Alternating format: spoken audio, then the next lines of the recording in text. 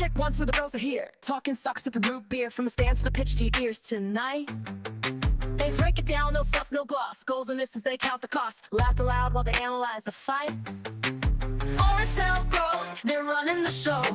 Kicking it live where the fans all go. From the mountains high to the valley low. RSL bros, they're in the know. RSL Nation! Welcome back. We are happy. Right? Yeah, I'm happy. Are you happy? I'm happy. I mean, yeah, duh. Guys. 3 points better than Rocky Mountain Cup. Any day. Yeah. I'll take it. We'll talk about it in a second, but yeah. Both would have been good, but if I had to pick one, I'm still a little 3 points. I'm still bitter. Yeah. We will talk about it. So, welcome to everyone that is tuning in. Guys, we are in the last stretch of the season, and I just want to take 3 seconds and say thank you to everyone that has put up with us so far this season. I don't know why, but this season has felt like a marathon. Not a sprint? Definitely not. You feel the difference when your team goes from the top of the Western Conference, like MLS Cup contenders, down to, are they going to make the playoffs? Guys, I think that's what it's been. This season has taken a toll on me. Like, yeah.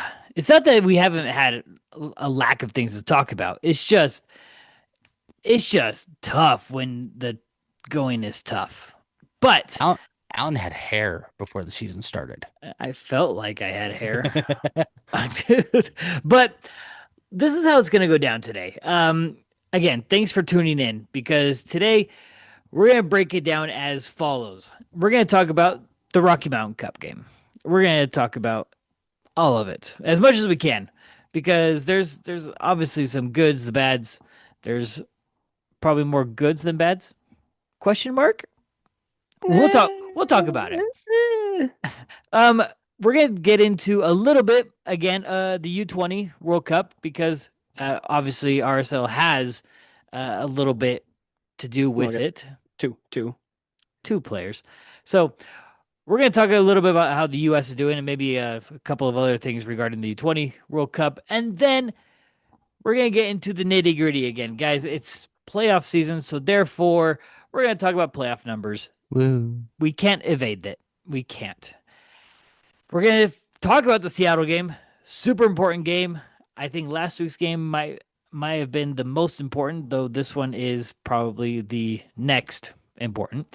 And then we'll answer your Instagram questions. How's that sound? Sounds groovy. Sounds like a plan, Stan. Mm-hmm. All right. Then let's dig into it. Marcos, give me your thoughts on this Rocky Mountain Cup game.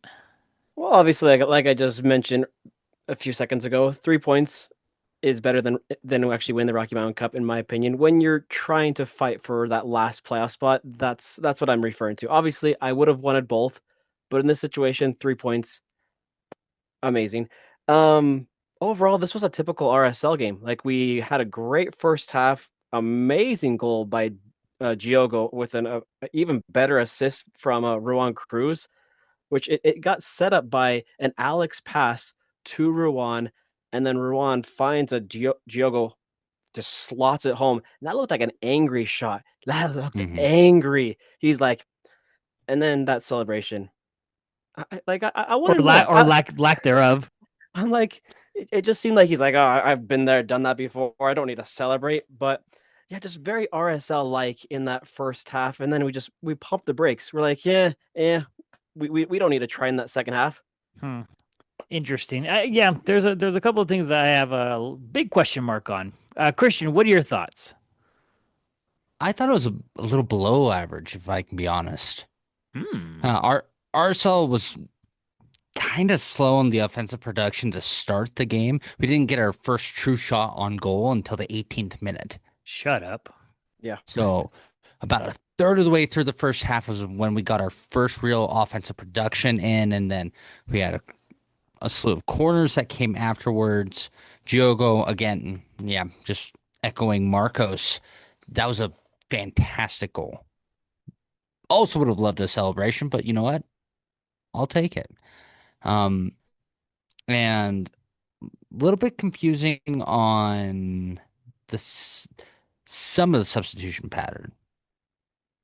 Mostly the Luna for Anelli substitution. Every other substitution, just taking a look at my notes here, makes sense. But you still have question marks But just like I do. just the Luna Anelli substitution. That's really it. Um, and yeah, that's. But glad we got the result. Would have preferred um the Cup, cup along with the 3 points. the 3 points. But I I want to think honestly, defensively, that was one of our best games. Yeah, I was about to mention that. I want to give a big shout out to this was, in my opinion, one of the best games that we've seen by Justin Glad this season. Oh The way yeah. the way that they were able to shut down Navarro and Bassett, I felt like they were very MIA the entirety of the game. I was like, "Where's Bassett?" Because Hmm. every time that we play them, they're very cheeky. They always score a goal, either one of them. Aronson, he was very quick in the beginning of the game. Christian meant that to me. But I think after that, all three of them, you couldn't find them. They just didn't really have any impact until close to about the very end of the game. That's when Colorado was clicking and almost had a few good chances. Well, funny that you should mention. I mean, let's go through that defensive efforts. We need to recognize. Yes, it was 1-0, and yes, the second half probably felt like it was a little too close for comfort. But the defensive Ugh. effort throughout the whole game was enough for the shutout. And especially with what Marcos mentioned, the Navarro Bassett shutdown. Votmob has them as the lowest two rated players on Colorado within the starting 11. Well, Again, yeah, overall, yeah, Yeah. that echoes exactly what you guys are saying. So we're not far off from what the actual observation is. The fact that Navarro only had two shots the entire game. Bassett had two shots as well. So Hmm. that's they did an excellent job in that sense. Now, to your guys' point, RSL first half great, second half horrible. I think it was horrible. Some people would say that they did the bare minimum in order to get the result. Um, I don't like that. I, especially when we're fighting for 3 points and you're only up 1-0. Um, if you everyone who watched the game knows this, and when I say these stats, you're gonna be like, well, yeah, duh. Um, the second half of the game, Colorado had 14 shots. Yeah. 14 out of their 17. They only had three in the first half. But it is exactly what we're saying. The roles absolutely flipped. RSL had Hmm. a good enough first half, 8 shots. It wasn't like overwhelming, but we did get that goal, and it was because of movement. It was because of ball control. It was everyone was clicking. Um, and in fact, on the Hablo con Pablo, if you guys hear his portion mhm. when they score the goal, a couple of passes before the goal was scored, he's egging on on RSL. He's like, "Come on, come on, go, go, go, go, go, go!" And it was the high press that we always talk about is what caused all of that. It was the Oh yeah. breakdown of Colorado. Well, it's because of Alex going so high on that left hand side that made space for Rowan Cruz to go into that corner and I think for that pass. and I think that's what's kind of frustrating when we see that kind of first half and then the second half how it turned out. It's super frustrating that we couldn't keep that up.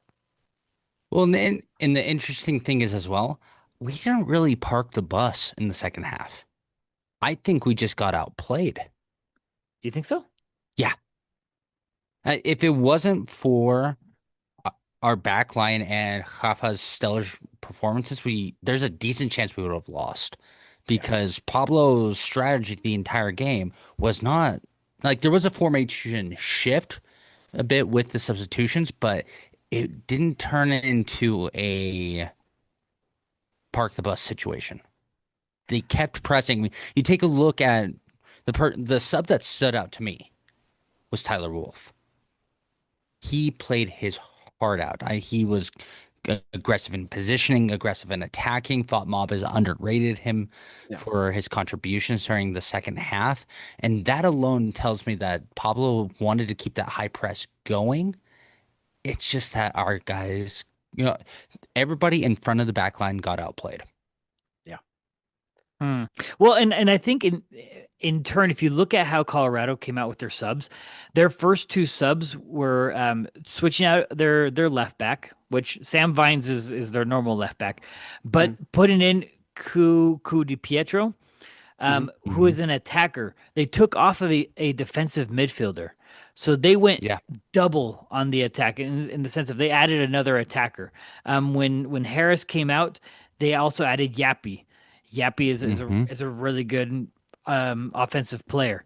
So it's they went more offensive, and I think that's where we got killed, especially if you look at the momentum chart, it was literally from about the 60th minute when they started making these changes to the rest of the game.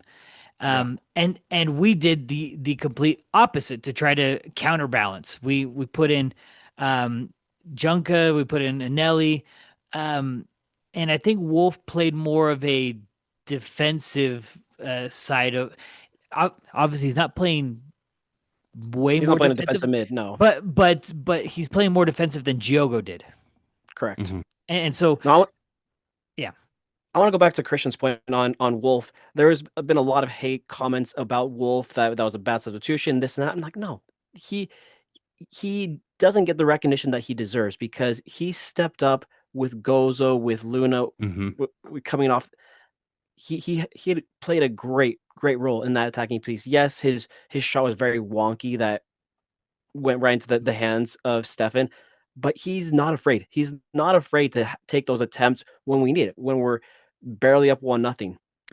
I think though to maybe defend some of these people, not saying that I mean I didn't see any hate comments. I just think they just didn't like the sub. Well, it's a lot of confusion, I would Uh, say. I personally, and obviously everyone has their style, but I don't like how Wolf plays. He plays more conservative, and so I think that's what a lot of fans don't like is that the oh my gosh, conservative nature of him stepping back and kind of like just zone guarding instead of getting up on the guy and trying to create a high press to turn over the ball. That's For sure. I guess that's where fans are coming at. But let's talk about the one sub that I think most of RSL Nation is really upset about. Can you guys guess? Anelli, Yep. Nope. Willie. who who came off for Willie? Was it Rowan Cruz? Yes. Um, and it wasn't the fact that it was for Ron Cruz, but what Willie did, or better yet, didn't do when he came onto the field. I personally felt that Mm. Willie was just an empty space. He was just a ghost on the field. He just I mean, fair. How many times Marcos during the game they'd be like, why didn't he shoot? Why There didn't he shoot? several times where we had an attacking player who had that whole side referring to Victor, but instead of being that selfish attacking player, they just pass it. Just pass it. I'm like, no, just finish it. Just finish it on that wide open far post. Yeah. Willie's contribution on this team is I don't think he even contributes much anymore. I think we got him in desperation. We fixed that desperation, which is why he sits the bench. But Mhm. when he comes in, the quality absolutely falls off. And it's really tough to say that because we don't like to dog on nice guys. We really don't. For sure. But the quality on the field absolutely dropped off. And there were people that have complaints about for one because of whatever he does or doesn't do on the field. But the you can literally tell the difference between Rowan and Willie. And when Willie stepped on to try and link up with his fellow countrymen, they were so out of sync. It was tough to watch. I Like don't know. Well, this game alone was probably Rowan's better games with having that assist, being able to have that vision and being able to the spacing for his passing. It was on point. And Yeah, Ruan Cruz is a quiet performer. Yeah. And like Alan was saying, that effect wasn't noticed until he was gone. Yeah. bro, it was like it literally fell off a 50-foot cliff. When Willie came on, I was like, all right, that's fine. We're gonna get a little bit more up and down instead of trying to be a little more dynamic. Mm-hmm. But that up and down wasn't there. There wasn't even an up. I mean, Up, it down, up, down, up, down. it was frustrating, and uh, yeah, I don't want to linger on it too much. But let's talk about a couple more positives. Victor, I Victor, think had a great well, game. well, prior to him getting subbed off because he got that little knock, I think it was the hamstring he pulled. He was an energizer bunny. Like he was going. Unfortunately, drilled the crossbar, which I Oh, Bro, in the can't, press box, we were all like, "Did that cross the line? Did yeah. it cross the line? It looked like it crossed the line." Like all of our brother and sister podcasts were like, Oh, "Did it cross?" It looked like, and we looked at back at the RSL employees behind us, and they were like, "Did it cross? It looked like it crossed." So we're like, "We don't know." yeah, no, no, but watch on TV now. no, but Victor brings that energy with that attack has been missing for months and months and months. Guys, can we talk about literally half a second about how powerful of a shot Victor has? Good grief, my friend. Yeah. The And his stride too. Like, oh, like we're talking Stefan is one of the better goalkeepers the US has had in the past couple of years, especially after True. Howard. But the fact that he couldn't even react to it, he tried to react and it went right past his hands, right past his head and hit the crossbar. I swear if that would have gone in, that's would have won goal of the week and Oh would have yeah, been candidate for goal of the year. Yeah. Messi will probably have a word with him. I mean, MLS, Messi MLS. soccer, Messi League soccer. Messi League Soccer. But I'm still super happy, even with maybe a lack of goals. Someone could say I'm super happy with how Victor is contributing right now. Definitely, I, definitely. I I just hope that he doesn't like beat himself up for that. I hope that gives him confidence to continue to shoot because on Saturday he's going up against a lower quality goalie in Stephen Fry. Not saying a Oh, bad goalie. I'm not saying a bad goalie, but lower in quality. Interesting. interesting. Yeah, I'm I kind mean, of scratching myself there. It's like, there, I was gonna switch there's roles. I was gonna say Fry is better than Zach Steffen. there's a reason Zach Steffen went overseas and Stephen Fry it's didn't. true. You make good points. You make good points. Mm. Hmm. I'll leave it up to we'll argue with the Seattle But podcast about that. I'm not saying Stephen Fry is a bad goalie. He's a phenomenal goalie. For He's been a sure. Do you, pain in our butts for years. do you know who's a better goalie though? Cabral. Cabral. Cabral. Hafa, Cabral. the Cabal. The Cabral. Cabral. Um, We need a Cabal shirt or We maybe a need a Cabal beanie. Along with a Gondarber. we need to ask on Darber Don't forget about the Gondarber t-shirt giveaway once we hit 2,000 Absolutely. followers on yeah, guys, Instagram. follow us, please. Come on, we want Gondarber shirts. No, but thank goodness everything over the weekend went our way. As it stands, we are in ninth. Dallas right ahead of us at eighth, just 1 point. So the West is getting tighter and tighter. Yeah, I'm kind of glad we're in the West. Real quick, I just want to. I really want to make a plug for Cabral because really, guys, Ugh. this guy saved us again. Even though it might have shown only 3 saves, I think on the score sheet or on in FOTMob, guys, those 3 saves. Oh my gosh, this guy has better reflexes than a cat, and Phenomenal. he leaves me speechless every time he does that. I wish people would celebrate these saves like more than goals because Mhm. Right. some of these saves are absolutely ridiculous. All Like I can say is the Sure. coaching staff, Mirza, Mirza needs to get a shout out for what he does to train Rafa to be the best keeper that he has shown this season. Mirza is a Phen- great goalkeeper coach, and like Rafa phenomenal. is a great goalkeeper. Period. I don't know why Rafa's not in for goalie of the year. Like seriously. So I don't know if you guys have seen, like, there's rankings of positions. I don't know if MLS puts it out or some other random Instagram page. It's MLS. They always put Hafa, or recently they've been putting Hafa at like the after 15th. So like the second half of the table. I'm thinking to myself, really? Just because we have 46 goals against us doesn't mean they're all him. But if you look at some of his saves, holy flip, those are probably some of the best saves you will see this season. Mm-hmm. No, they got to give goalkeeper of the year, of course, to a team that's top one or two of either conference. So it's going to be St. Clair or it's going to be Vancouver's keeper. The Japanese goalkeeper, or maybe even He is very good. Oh my gosh, Lloris. There we are. Celentano No, Lloris. or Celentano Sure. or Hugo Lloris. Yeah. Huh. All right. Anything else on this game?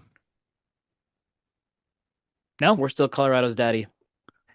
Yes, we're still their daddy. We technically tied them this season, so technically we both get the cup, but because of that stupid rule. But anyways, We'll split. We'll let them have it. It's all right. First time they won it back to back since 05-06, by the way. And what happened a couple years later? Oh, so you're saying 2028 we're gonna be champions? Perfect. I like that. That's a good year. That's a good year. I think that's Victor's last season that he signed with us. Oh, Guys, He'll resign. He'll sign an extension. whatever. All right, let's dive a little bit into the U20 World Cup. U20 World Cup is in the knockout stage now. The U.S. qualified, but they did lose their last group game, which was not the cleanest. But they play in Italia tomorrow. But the fact that the fact that they lost to stop it. I'm trying to say South something. African team. Yeah, South Africa. Not the greatest look. We did have Gozo started, and Marcos Zambrano. Marcos, you ruined it for us. Gozo had a we'll call it a decent game. I mean, it wasn't something to be shouting to the mountains about. But remind me, what's Gozo's number with us? 72? 72. Mm-hmm. He got a 7.2, and he came out in the 72nd minute.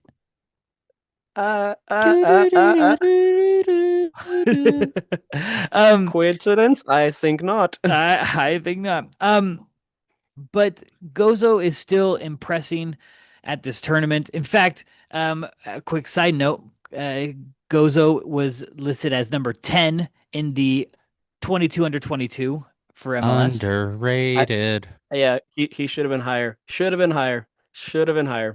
Isn't Luna 22 years old? No, he's 21.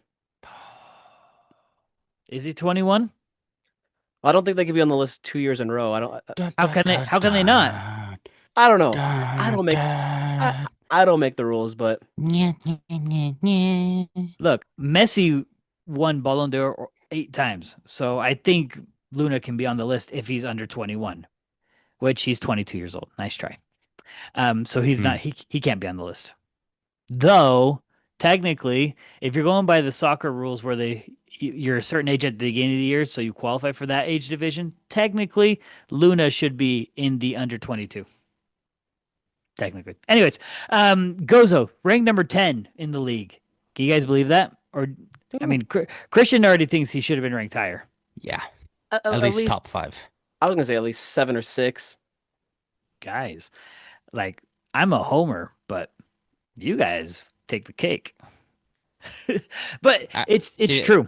it's pie. It's I take the pie. Pie's better than cake. 3.14. Quote me. I think we might have a debate there. Depends on what pie and what cake. But um, with Gozo doing so well, do you guys? This is really early to even start thinking about maybe. Do I fear a Gozo departure? No, No, not happening. too No, soon. If it's too soon for Luna, it's too soon for Gozo. but No, here's the thing though. I like the numbers that he's putting up, goals, assist wise. Yes, that's going to get looked out from multiple teams, but it's way too early. It's way too early. But I wanna take a look at some of the other players, where they're playing at least in the starting 11. Okay, for Kromansky, no, I mean I'm gonna take a look at it. So obviously we have R2. Brennan plays Atlanta 2. Mm-hmm. Corcoran, Nashville. Mm-hmm. Soma, San Diego. Kramaski, just barely traded to Parma. Bombino, Cheese. cheese. San Diego. Winder, Benfica B. not even the A team. Cobb, Colorado. Baker Whitting, Sounders, and, Seattle, yep. and then Beaudry, with Colorado Rapids 2. Now, Not even the A team. you guys say that Gozo it probably is a little ways out from actually going somewhere, a bigger team, right? I don't say a ways out. Give it a couple of years. All right, you guys say that, but I need you guys. But Do you guys think the US U20? Well, actually, let's put it this way: who's better in your guys' from what you guys have seen, US U20 or Argentina U20? ooh, Argentina. I'd actually say the U.S. Here's the thing: Well, you if I'm going off the last performance of the U.S., they looked kind of Nigeria, but South Nigeria isn't. Africa. Yeah, Nigeria isn't that good. South Africa, whatever. But the U.S. beat France 3-0, bro. True. So here's this, and listen. I'm just gonna go through our Argentina's lineup. Sarko plays for Leverkusen, 19 years old. Montoro, 18 years old, plays for Botafogo. Carrizo plays for Vélez Sarsfield in Argentina. Hmm. Subiabre plays for River Plate. Delgado, 20 years old, Boca Juniors. Acuna, 19 years old, Newell's. Soler, 20 years old, Bournemouth. Ramirez, 18 years old, Argentinos Junior. Pieriani, 19 years old, Estudiantes. Gorosito, 19. Oh, doesn't have a club listed. And then Oh, 20 years old, Barbie, plays for Talleres. Um, so we do have a lot of Argentine locals, but there are some that are already overseas playing in Hmm. first team, or they're at Right. least they're practicing with the first team, not even listed as a B team. So, I and, guess and if we were to have Gozo potentially leave, same thing with Luna. I want it to be for a good offer, something high, that we get something good in return. all I can tell you guys is this: I think there is a lack of confidence in the youth that shouldn't exist. I think That's fair. teams Mm. should be putting in more youth because one, obviously they're the future, but two, if you don't give them a chance, I think you're putting the sport behind. You're not letting the sport advance by holding on to older players or only trusting the older players because obviously their experience. You're not giving Mhm. a chance for the next generation to grow. Um, That's Well, fair. I guess I'll ask you this question, Alan. From what you've seen so far from the World Cup, from Argentina or the US, do you see any of those players future of their countries? for the Like, U.S., like, yeah. I think I'm not saying for next year's World Cup, but the following uh, it has to be. I mean, if you're looking at Yeah. for instance the U.S. in for 2030, 2030. I don't think you're going to have the Pulisic McKinney group, or there's going to be at least only half of them. So you have to That's dig fair. out of the Diego Luna group. That's why Hmm. the players that are Diego Luna's age should be the ones that are training a lot more with the national team. A couple Correct. and grab a couple of these U20 players. And the same thing with Argentina too. There's a couple of players that should be moving up, like Sarco and Carrizo, Soler. Those guys, Hmm. Delgado, are the ones that are going to be pushing the Argentina team for the 2030. Well, And there's obviously several players for Argentina that didn't get called up the senior team or this team? for the U20 team that didn't get called up for Argentina. I mean, naturally. I mean, and it depends on the coach's personality as well. You can't just say these players are for sure getting on the senior team. But what I'm saying is, I think the age, I think the average age, if I were to put an average age goal, I think we should be looking at 24, 25 years old That for senior teams. totally fair. And with a couple of 28 plus year olds. Those are the experienced players. But most teams should be looking for that should be looking for their best players to be between 24 and 26 years old. Yep, that And leaves out Tim. No more Tim Reams. bro, I'm done with older. I mean that I think that's one of my only complaints about the Argentine national team too is the older players that keep coming in. And I'm saying older like 30 plus. Like get rid of Paredes, DePaul. Otamendi. Well, Otamendi's already done. Um, heck, even get rid of Messi. I love him to death, but Even Messi said he's like, I don't know if I'm playing next summer. We'll see. yeah. Yeah. So, Gozo performing at this World Cup, I think is super important. Like I mentioned a couple episodes ago, it's the same exact situation as what Luna had a couple years ago, and I think Gozo is taking advantage. He hasn't had a bad game, and Mhm. I No, because and he's if I do recall, when Luna was in this tournament, I don't think Luna scored in this tournament. yeah, he Whereas did. He scored in the Gozo, second. oh, He he scored did. in the second game. Um, I remember because it But I think was. He did. so far, Gozo has more numbers so far in goals and assists. In fact, you should remember Luna's goal because it was from he dribbled from half field. Come I do. on, I man. do. Yeah, Look it up, guys. All right. not a real Um. fan. So real quick, the U.S. like you guys said, play against Italy. Any quick predictions on how you think the U.S. is going to do? You guys think they're going to move on? Yeah, I say 2-1 USA. I think they go far. They go far. They're gonna go semis. Oh, I like that. that's really confident. Semis would put You them know, against the winner of Norway and France. can I do my bold prediction for the finals? Sure. Argentina USA final. That'd be fun. Nope. For me, it's going to be Mexico is actually going to beat Argentina. Mexico is looking like the team to beat right now. US No, no, Mexico no. final? Guys, did you guys not see the group for Mexico?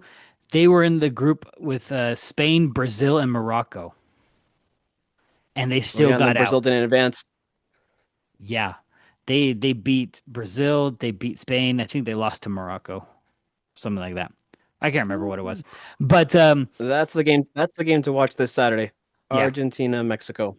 1:30 p.m. Mountain Time tomorrow. that's the U.S. Watch it. Yep. All right, good. Let's watch that U.S. game and cheer for Gozo. 100%. All right. Let's get into something that all of us are very interested in as of right now because of RSL? Saturday. Yeah, Oh, RSL. Yes, yes, because this is an RSL podcast. So let's get into the playoff, but let's go by the numbers. All right, Marcos. Take us through the numbers. Do, do, do, do, do, do. so the current standings are the percentages as they right now, not making the playoffs for RSL, 26% chance. 9 seed, a 39% chance. 8 seed, 24. 7 seed, 7% chance. And that's Yes. currently as it stands. Okay, That so would be wild. we have a 26% chance of not making it, 39 at ninth. I can't remember what you said at 24, eighth.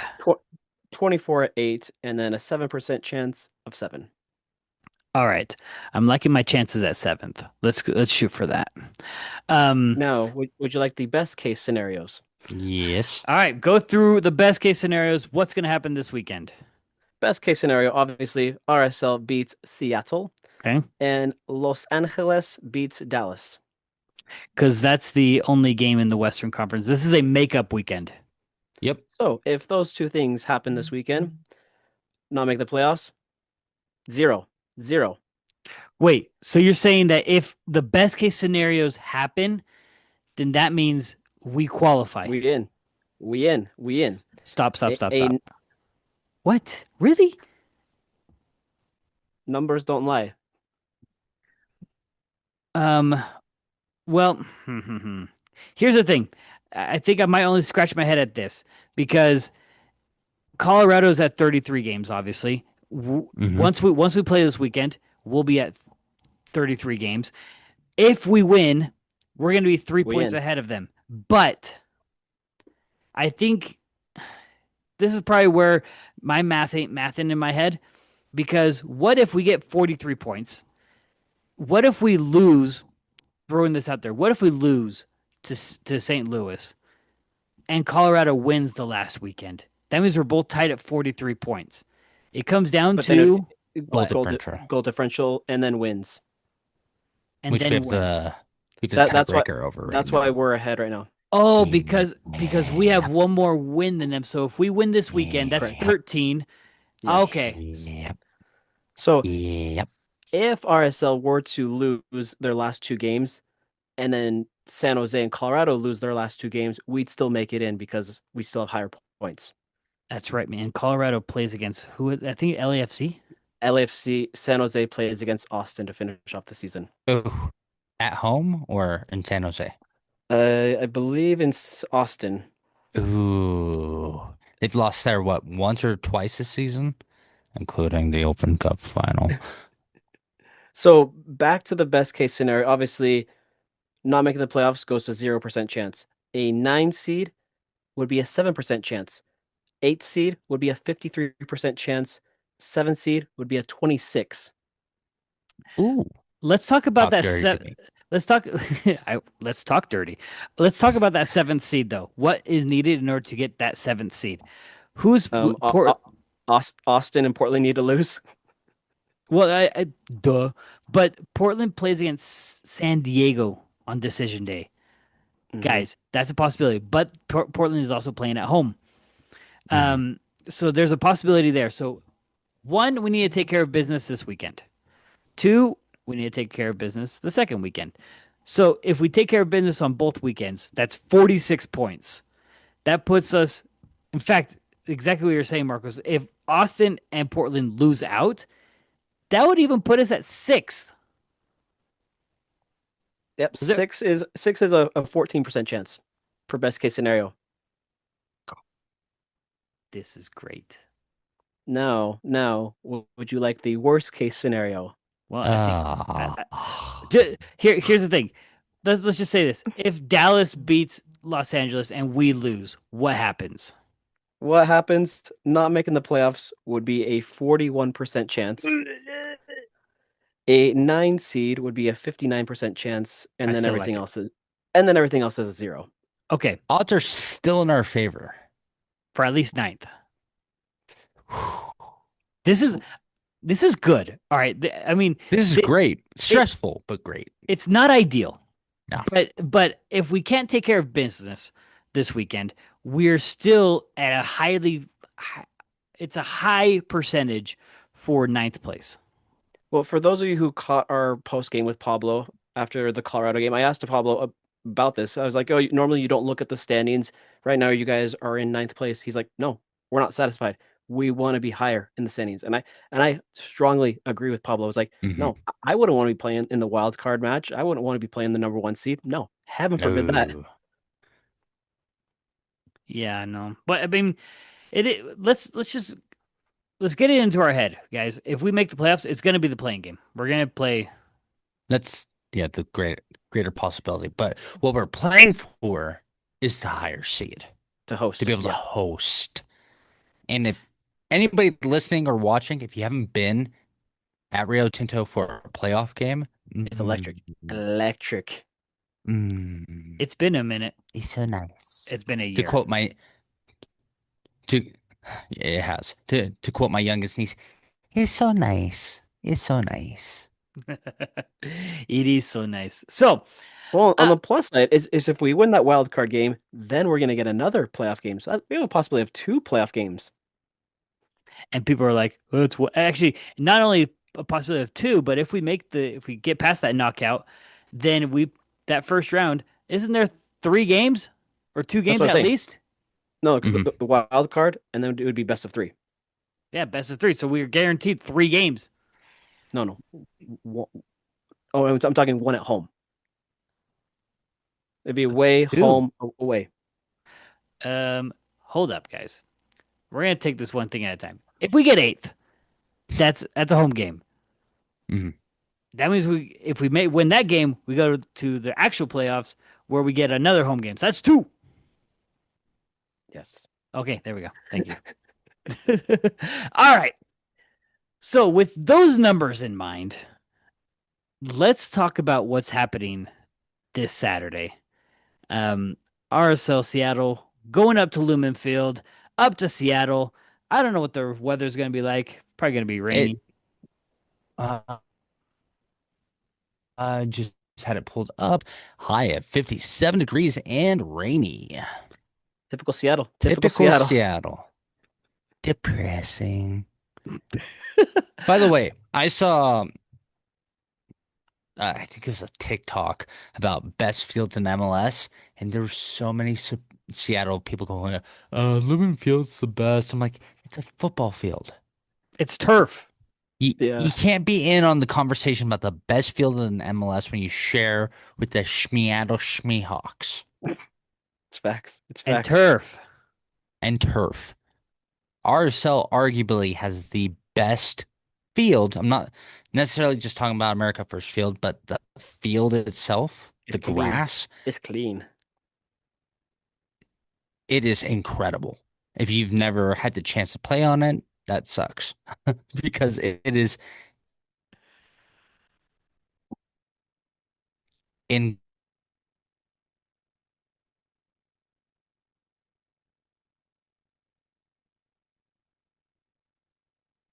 So, should we, Alan? Let's flip it Sorry, guys. to you.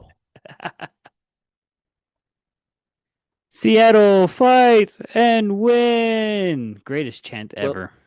Would you like your typical fun facts about RSL versus Seattle? RSL is winless through all competitions in the last 5 matches against Seattle. What? Like, yeah, we have not lost the past 5 matches. We haven't won? No, like we're like we haven't lost to Seattle. Oh, we haven't lost. Dude, you need to say that better. You need to choose your words better. We haven't lost a game to Seattle in the last 5 meetings. Correct. Really? Is that including at Seattle? Last season we tied them 1-1. Oh, Last time we lost to Seattle was 2023 March. in Seattle. Interesting. Yep. that is actually really interesting. We've only lost to them once in the past 1, 2, 3, 4, 5, 6, 7 meetings. We've lost to them But once. let's just pump the brakes real quick because obviously both sides are going to be missing a lot of players because of international duty. Mhm. List them out. No Ojeda. Ugh. No Luna. Ugh. No Gozo. Ugh. No Kobe Henry. Ugh. I'm reading the list right here. Who else? And that's about it. Okay. Going, I guess, Zambrano, but then of course that's it. But for Seattle, the players that they will be missing, no Baker Whiting because obviously U20. Heh. No Manongu, who's a big piece. He's a striker for them. No Nuku. Heh. No Christian Roldan. And then no Obed Vargas. And then no Albert Rusnak because of red card. Let's do it. All right. Missing Let's pieces. try. Let me Does that- let me do my Alan laugh. Stop it. Do I really laugh like that? You do. You do. I hate you so bad. Um, all right. No, Hey, hey. seeing the. Well, I want to ask you guys, seeing the number of players that Seattle's going to be missing, does that get you guys a little optimistic? Uh, it, it, Let me tell you where it gets me optimistic for control of the midfield because they still have Jordan Morris and Jesus Ferreira up top, and they are going to be very dangerous That's true. because we are missing arguably our most important holding midfielder in Brandon Ojeda. Yeah. So that's going to be an issue that Pablo is obviously very aware of that, and I'm sure he's working on a plan to figure it out. I don't envy him. I could see it. Honestly, it's probably gonna be a Mecca starting in Ojeda's spot. So it's in a Mecca Caliscan midfield. And then obviously the with missing Luna, that's a huge piece as well. How do you replace Luna? You can't. And so therefore it's for me, you're gonna have to put in either a Johnny or start Wolf. It's, in my opinion, I think it's going to be a Tyler Wolf. That one Yeah. makes the most sense with him coming off the bench several games in a row. Which then puts into a lot of questions in my head. How offensive do you think this team is going to be then? With yes, Giogo scored this last game, but we're still seeing the same kind of Giogo that he's getting better. His average is getting is getting a little bit better, but Yeah. he's still I feel like a liability in terms of trying to come back, playing defense. It's the it reminds me of Luna after he came back, or right before he went to the U20 World Cup, where Pablo said that his biggest complaint about Luna was his defensive effort or the lack thereof. Hmm. I feel Correct. like this is the same thing, but now we're dealing with an old guy, and it's like, bro, come on, bro. Um, that's my fear right now is the effort that we're gonna see from the two wingers. It's not going to be what we normally see with Luna and Gozo. It's not. So therefore, should we be lowering our expectations then on this game? Yeah, I think obviously with playing in Seattle, it's always difficult playing on the turf. That's why obviously RSL shouldn't be playing for parking the bus, playing for a draw, but that should be kind of the result that we want to have. 3 points is ideal, but a draw would be great. Seattle's Yeah. run of form currently is is eh. Since mid September, they've only won one game, and that was this last game against Portland. They Yeah. tied to Vancouver, lost to Austin, lost to Miami, and tied to the Galaxy. Um, that's not the greatest either, by the way. So, But they did win Leagues Cup, and s- the game Saturday against RSL, they will be lifting the banner for winning the Leagues Cup. Ugh. I Ugh. hate that. I hate Ugh. that. Ugh. Ugh. Ugh. Ugh. Yeah, that it kind of. Ugh. Ugh.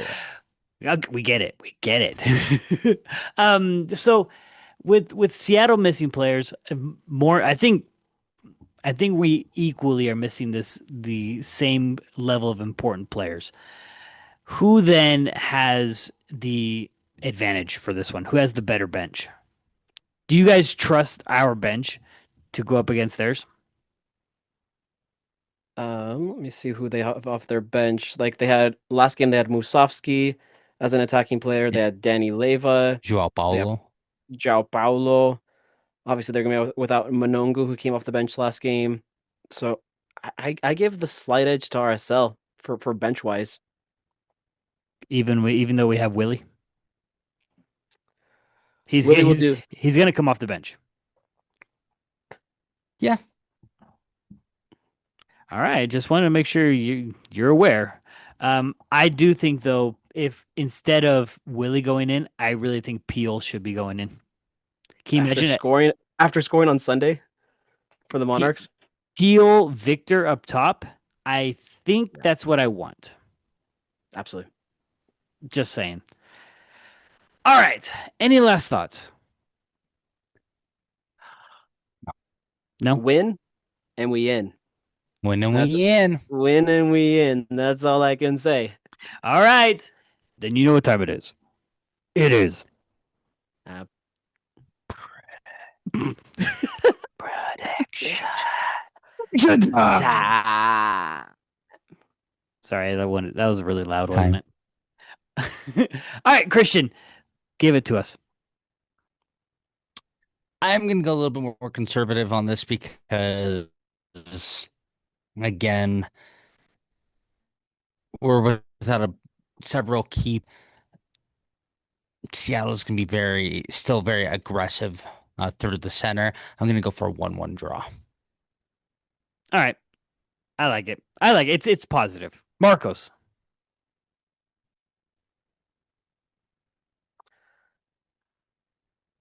Give me a 0-0. Let's go 0-0. Oh, all right. 0-0. Fine.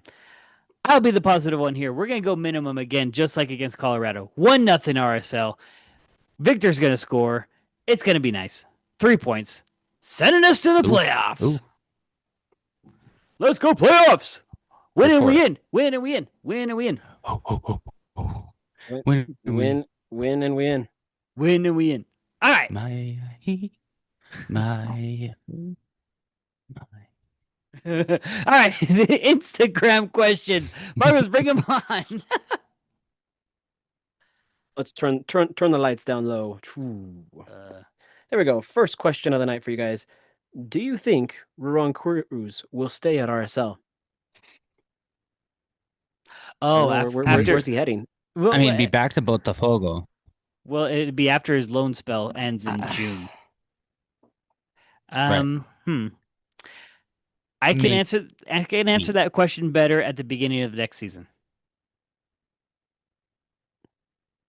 Right now, Because mm, because obviously we still have Dominic that's on loan. And we have the possibility of bringing him back too. So I don't But want to. those are two different positions. and there's obviously a lot of other moves that need to happen this offseason. So I don't. By the way, I don't want. I think we're going to see some big moves this offseason. I don't want Dominic back. By the way, it's a hot take. That's a hot take. But I don't miss me either. next question for you guys: if Pablo did leave, who would you want as head coach? Tata Martino. Tata Martino. Though he's been linked to LAFC. Luis Enrique? I want Scaloni. If we were to dream, Realistically, I'm not sure.